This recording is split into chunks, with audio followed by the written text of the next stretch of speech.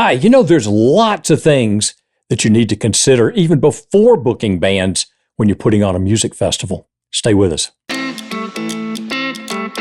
Welcome to Festival Soup, the podcast for festival, fair, and rodeo professionals. Join your host, Mike Baxter, a certified festival and event executive, as he brings you interviews from industry leaders, expert advice, and the latest updates from the world of fun-filled events. Whether you're working on a startup or managing an established, long-running event, Festival Soup has the ingredients for success. Hey, welcome to Festival Soup. This is a podcast for festival, fair, and rodeo professionals. Today, we're going to talk music festivals. My guest is Jeff Krebs with Mesmeric Entertainment. Welcome. Thank you, Mike. Very glad to be here. Excited to talk festival. I'm glad you are here. So, fill people in. I mean, you've done a lot of stuff over the years. 38 years in this business. And you're by trade, by profession, by education, you're well, I pursued electrical engineering. That's the point. Yeah. So I kind of approached this industry with an engineering mindset and, tended to gravitate towards the technical details of it all. But in 38 years, I have worked just about every position of this industry all across the globe. That's why you're in such demand, right?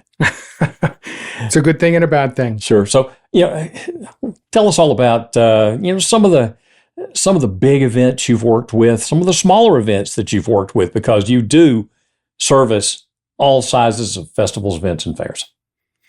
I do. So, I participate in some capacity annually in approximately 500 events. Some of those events are very, very small. Other events are quite large. Some of my clients are some of the smallest cities and CVBs. And what I find is these small teams, they not only need expertise and experience, but they simply need manpower. They're operating on a staff of one or two and trying to pull off events. And then on the other end of the spectrum, my larger clients are some of the biggest and most prestigious festivals and events, at least in our market, right? So these are, Grape Fest, Fort Worth Main Street, Taste Addison, Wildflower. And what I find with these clients is they've got plenty of manpower. They're simply looking for expertise and knowledge. So I get involved. I always tell people I'll do as much or as little as you need me to do. So in Ennis, I guess you did a project for downtown, setting up their downtown area to host this massive Bluebonnet Festival. Is that right? That is correct. If there were such a thing as a 360 client in our industry, Ennis would be that for me. So my original introduction to the city was through their festivals. They had seen what I had done for the city of Mansfield. They reached out and asked me to put together a proposal for them. I went down and I looked at what they had to work with, got involved with taking over one of their festivals. At that time, it was specifically the Bluebonnet Festival. It's a 3-day event. They were pulling, around 6,000 to 10,000 people over the 3 days. It was a free event to the public. So we got involved and started looking at that. I sat with the city to find out what were their goals long term. The festival had been running for 70 plus years. And at the same time, the city had a downtown redevelopment underway. They hadn't started construction yet, but a lot of the design plans had been created. The funding was in place and the plan was to start soon. And by that, I mean, they were going to dig up their streets and their sidewalks and put in new utilities. They had, 100-year-old water pipes. They had no fiber optic. They needed upgrades to electrical. And then they would put down new streets. They would put down new landscaping. And the idea is if they could revitalize the infrastructure downtown, then developers would redevelop the buildings downtown. But they were open to the idea that if we're already going to go through this expense and effort to revitalize this infrastructure, why not put in festival-friendly infrastructure? Can we do large format power spread out around the festival site so that we don't have to bring in generators for stages? Can we put in food truck power? Can we handle gray water disposal, fresh water and potable water? Can we set up Wi-Fi networks for vendors to process credit card transactions when there's a large number of cell phones in the area? It's dedicated just to the vendors. Correct. And the city was very receptive to a lot of this. And so we started to build this infrastructure. I kind of came into the project late, but just in time. So we started to add this infrastructure.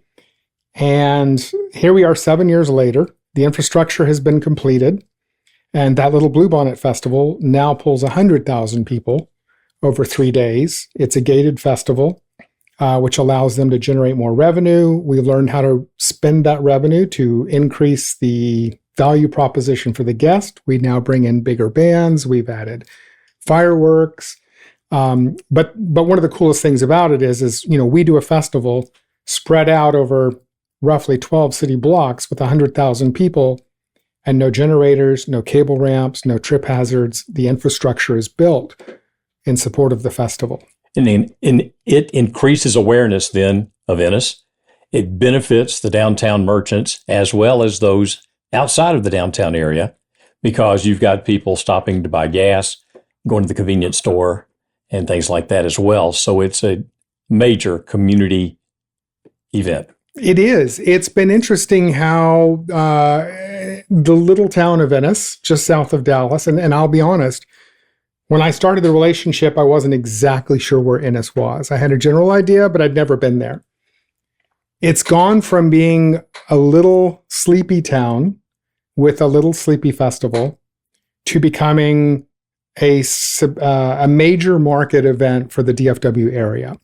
When I walked in and met with the people of Ennis the first time, they asked me, how do the big cities do it? And now my biggest clients are asking me, how is Ennis doing it? It's interesting how the table has flipped. But Ennis has become a festival city, and people now know where Ennis is because of the festivals. And when I talk to people and I mention Ennis, they say, oh, the Bluebonnet Festival, oh, Autumn Days. So it's been interesting to see how the community has found its identity and differentiated itself from the other little rural towns surrounding DFW through their festivals and events. Yeah. For anyone who's not familiar with creating a music element within a festival or a music festival, standalone music festival, booking talent is not necessarily the first thing you ever want to consider. So it really, there are a lot of elements that come into play before you do that. Can you talk to us about that? There are, Mike. So, one of the things that I like to preach to my clients is to really take a look at your value proposition and your goal, right?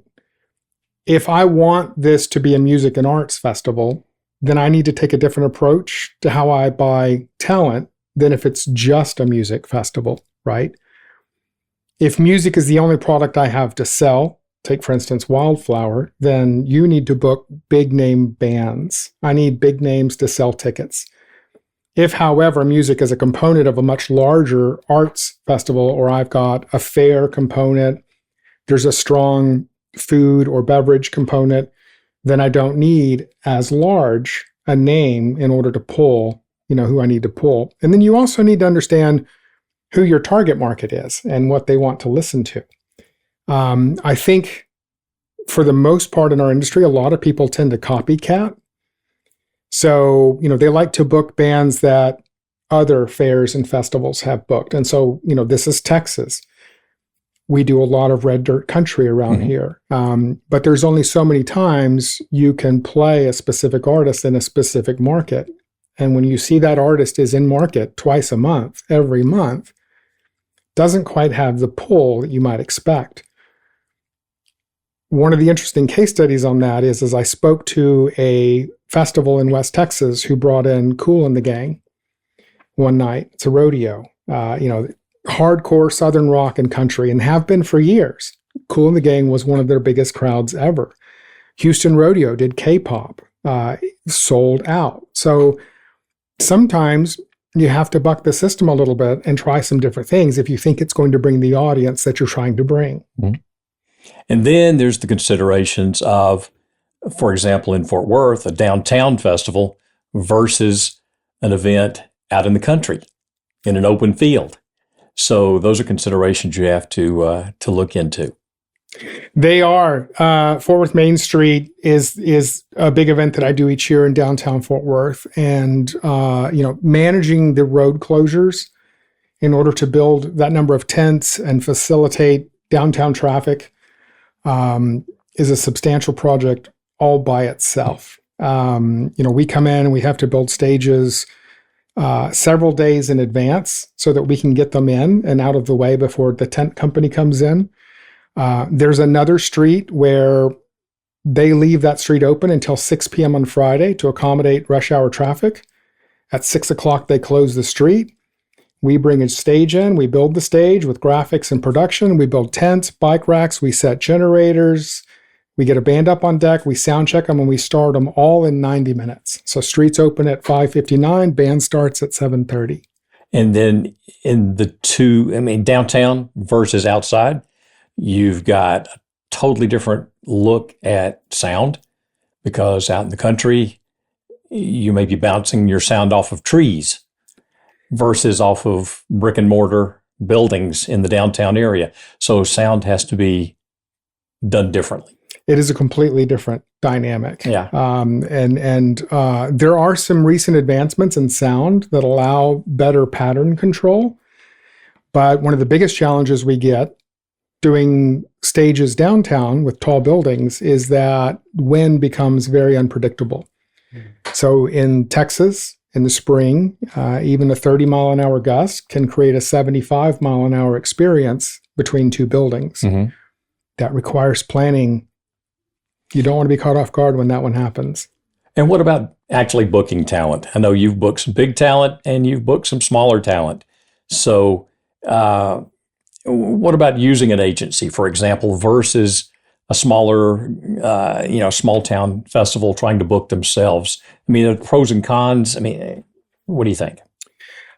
So I'm an advocate for the agent. Here's the thing, there's a lot of players involved in booking an artist. It's not like you're just calling an artist to ask if they'll play. They have a management company. They have a marketing company. They've got a booking agent themselves. There may be a record label involved. And all of these players are contractually entitled to a portion of the proceeds, and they all have to work together to make a decision about whether or not an artist can play. Mm-hmm. If you're reaching out, and the internet, I think, gave people access to bigger name artists, but if you're reaching out to one of these agents and I'm just going to make up a fictitious name here, but let's say, you're the city of Big Stage, and you reach out and you say, well, look, we want to book George Strait to play at our festival. It's not that you can't book George, but the agent knows already that they're not going to hear from you again until next year, versus when I call and he knows that every single week I'm booking one of his acts, so I get a really good price. But he also prices it high because, he knows when I call, it's going to be a professional stage. It's going to be professional production. We're going to have, artist transportation. We're going to have food and all the hospitality items. He's not going to have an issue with checking into hotels. But if so-and-so calls from the city of Big Stage, he doesn't know if he's getting rooms at the Days Inn, and someone from Parks is picking him up in the station wagon. And so the price is different for those types of clients because the agents prepare the band in advance that this may not be the easiest day. So even though I think the presumption is that you're saving money by going around an agent, you probably, in the end, pay about the same, and your life is so much easier going through an agent. Let them handle the talent. They know who's popular. They know who to book to target your demographics.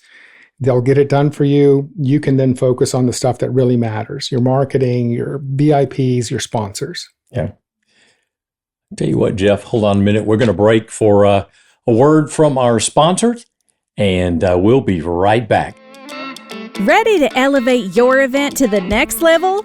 Partner with Certified Festival and Events Executive Mike Baxter and Texas Festival and Tourism Consulting to transform your festival or fair into an unforgettable experience.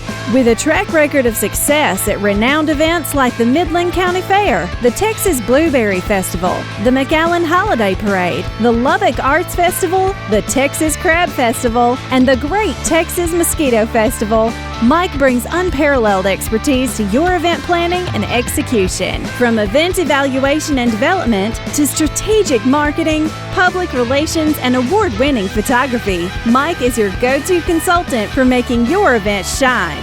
Don't miss out on the opportunity to work with one of the best in the business.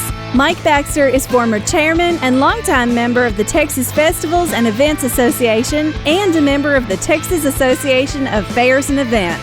Call or text Mike Baxter today at 281-222-4775 or email mike@txfestconsultant.com. Let's make your next event a standout success. We're back with Jeff Krebs from Mesmeric Entertainment. Mesmeric Entertainment. Yeah. Sponsorships are really important to festivals, music festivals, fairs, rodeos.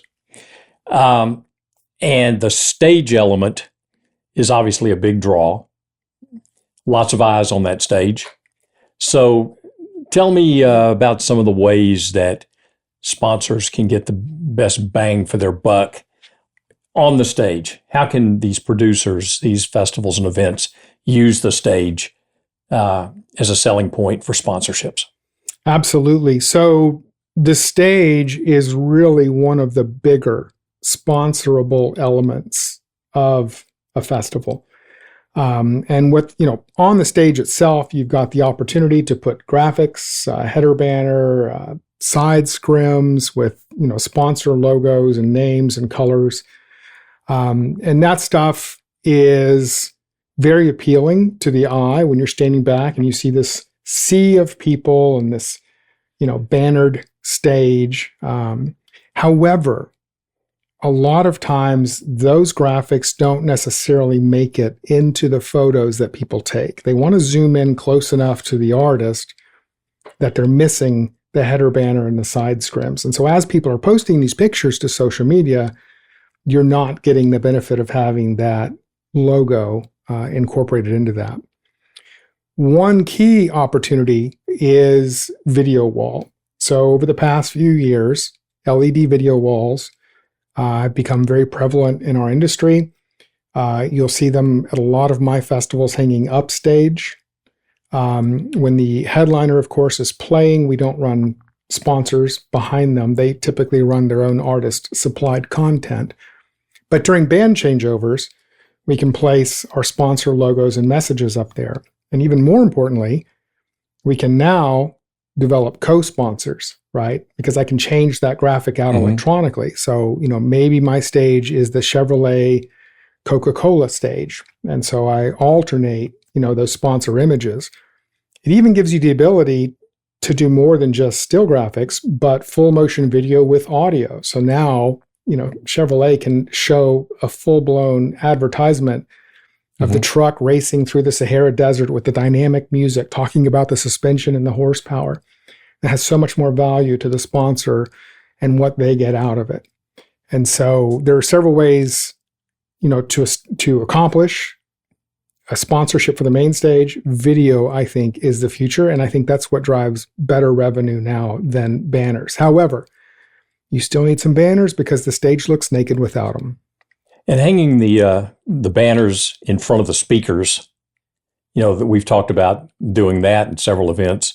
It hides the speakers, yet it still gives the sponsor the FaceTime with the crowd that they're paying for. Yes. So side scrims are what we call those graphics.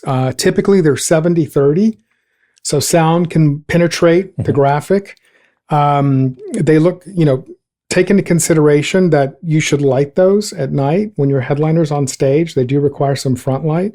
But I'll tell you, the band and crew like those too, because it helps kind of create a blind spot to hide some of the technical activity going on behind them, like tuning guitars and running sound for the musicians.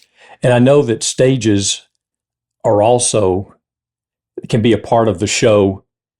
We're talking about an event that we're doing together, and you've done this with others, including, for example, fireworks and lasers above the stage to draw additional attention and activity and excitement to the overall package.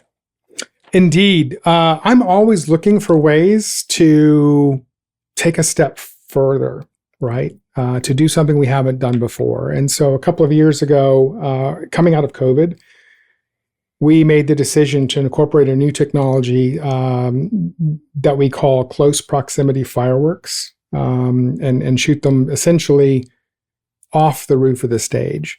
Now, they're not physically on the roof of the stage. They're directly behind the stage. But if you're in the audience, it looks like they're coming right off the roof of the stage. And one of the advantages of these fireworks is they only require a 25-foot perimeter, and there's virtually no fallout. They're smaller fireworks in size, which makes them lower cost. But, when they're 50 feet away from you, from right behind the stage, they look impressive. And it's become a fun way to finish up each night of show at the main stage by shooting those fireworks off the top. For example, when the band's playing its final tune during the encore. Becomes part of an encore. Absolutely. Yeah, that's great. And I'll tell you this too, Mike, the handful of times that we've done this, we've worked with the band and let them know in advance what we wanted to do. And it allowed us an opportunity to engage them in discussion, to pick what we thought the last song should be and to rehearse it. And it pulls off and renders very, very well. Yes, it does. Yes. So I'm excited to see it in person again this September. Yeah, coming up. Yeah. So when working with cities and counties on festivals and events, and you're directly involved in that, what sorts of permits and things like that should people consider? It depends a lot on the requirements of the AHJ, right? The authority having jurisdiction. In some markets, they require a building permit for the stage. In other markets, they do not. Some markets will require certain bonding and electrical requirements for the stage, and some do not. If we're doing fireworks, we'll need to look at a fireworks permit. If we're bringing in generators, we may need to look at protecting the ground surface from leaks. So you really have to understand your location and the different authorities having jurisdiction and what their hot buttons are going to be. As a general rule of thumb, you'll also need to take a look at things like ASCAP and BMI licensing.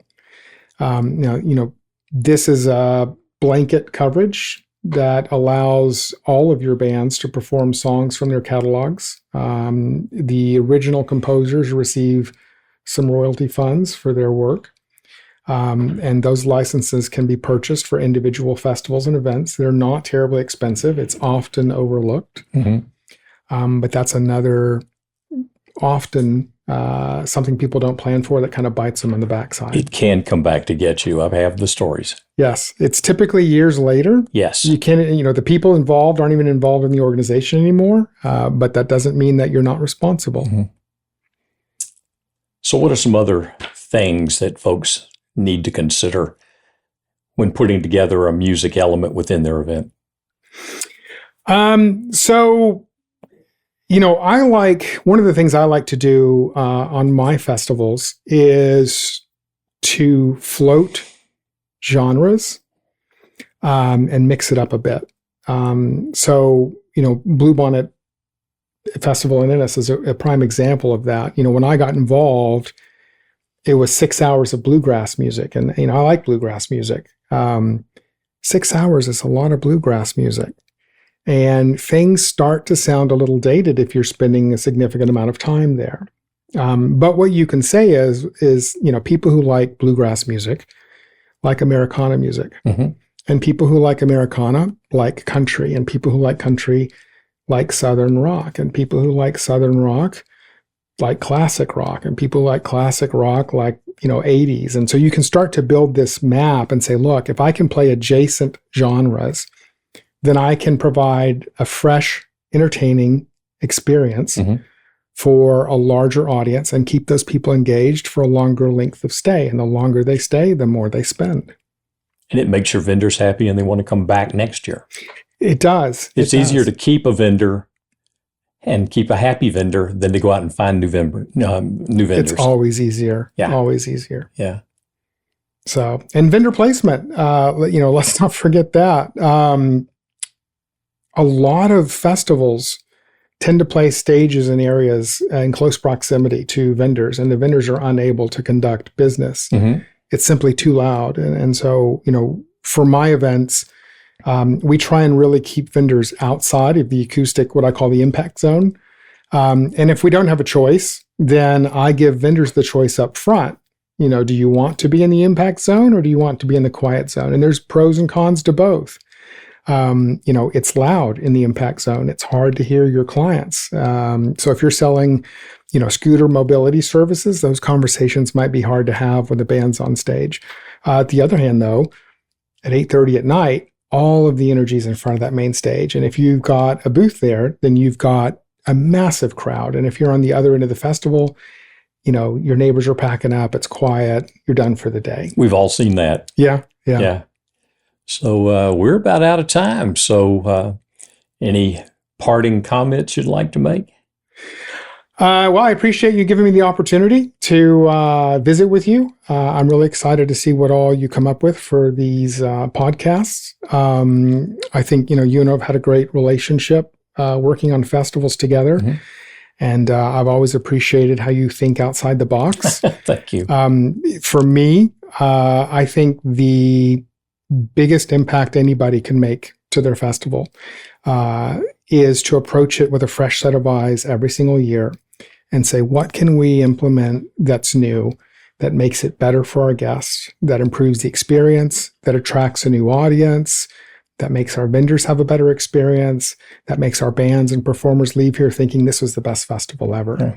Well, I appreciate all that, Jeff. So the kind words. So folks, be watching for future episodes of Festival Soup.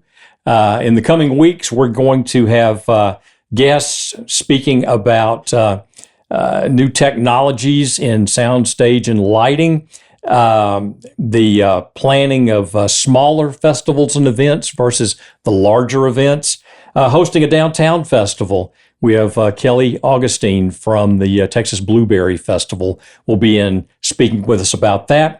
We're going to talk with the folks from Sapphire out of Austin, and they're going to give you some great tips on online marketing, on websites, on geofencing, and online ticketing that you may not be using.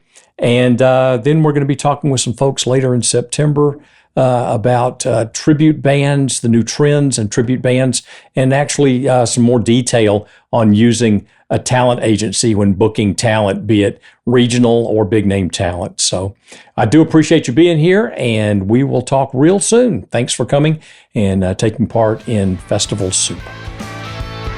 That's all for this episode of Festival Soup.